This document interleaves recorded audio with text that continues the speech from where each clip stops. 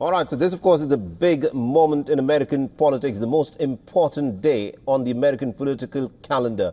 The U.S. presidential race has been full of twists and turns. The final election day today has witnessed some incidents across several states. As millions of voters are stepping out to cast their ballots, here's a quick look at some of the mishaps and also the vote-delaying instances that have happened so far. In the battleground state of Georgia, the authorities have said that non-credible threats briefly disrupted voting at 2 polling stations in the swing state. The election officials say that they'll seek a court order to extend voting hours. After 5 non-credible bomb threats were reported, these threats led to officials to temporarily evacuate the 2 polling stations for over 30 minutes.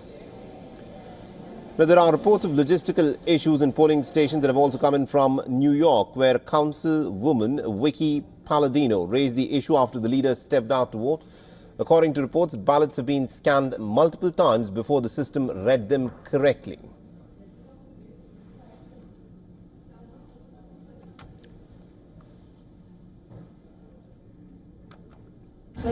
Please be aware that there are problems with the 4 scanning machines to scan your votes. I've been here now for almost 2 hours after multiple complaints. People have got to scan their ballots as many as 20 times, some people. I stuck with that. Board of Elections did send an advisor over. We're waiting for a tech guy to get here. But there is a problem with the thickness or the thinness of the paper. Whatever it is, it should not be happening, period. And also, this incident happened in Washington, D.C., where the police have arrested a man outside of the Capitol Hill just a while back.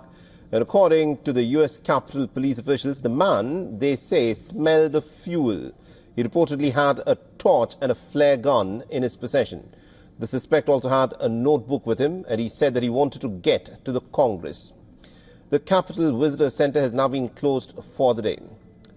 In the battleground state of Pennsylvania, a court has approved a request to extend voting hours. The decision was passed after voting machines in some counties of the key swing state experienced a software glitch. Following this, a local court ordered that voting hours will be extended from 8 p.m. earlier to now 10 p.m. Eastern Time.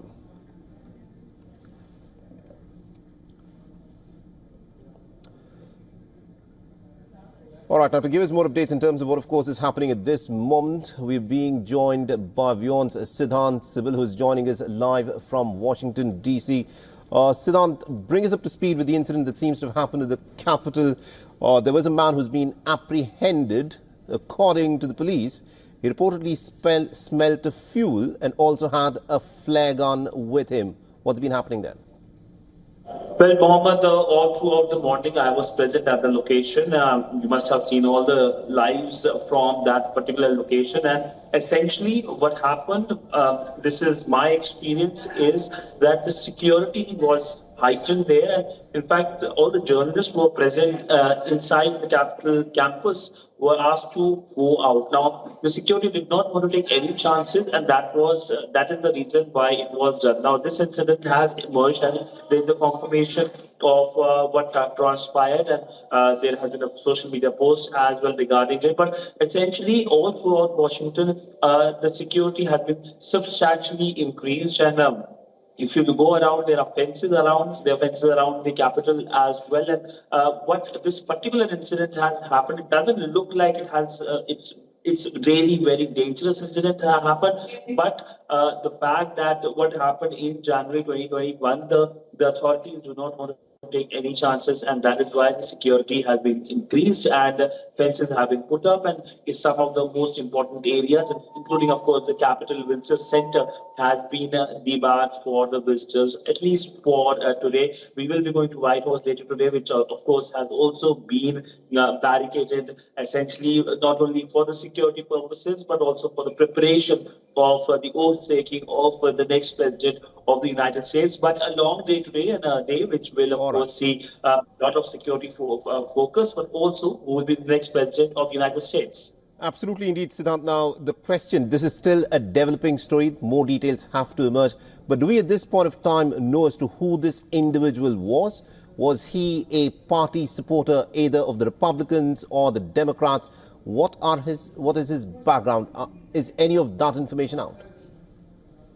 Well, Mohammed, there is no word out as to identity of that particular person and whether he supported any party or not. But one thing I can tell you that atmosphere here in United States is very polarized. If you go around and essentially even if you have a conversation with anyone, the person tends to speak to you with full emotion as if everything is on the stake. Yes, a lot of things are on the stake, but the atmosphere here is little not very at ease, I would say, on the ground. And security, of course, is something that has been challenging. So much so that many buildings, establishments, shops have put up wooden placards essentially around their offices and buildings. Primarily, if there are post-poll protests, violence, rioting, they can make sure that the damage is not done to any properties.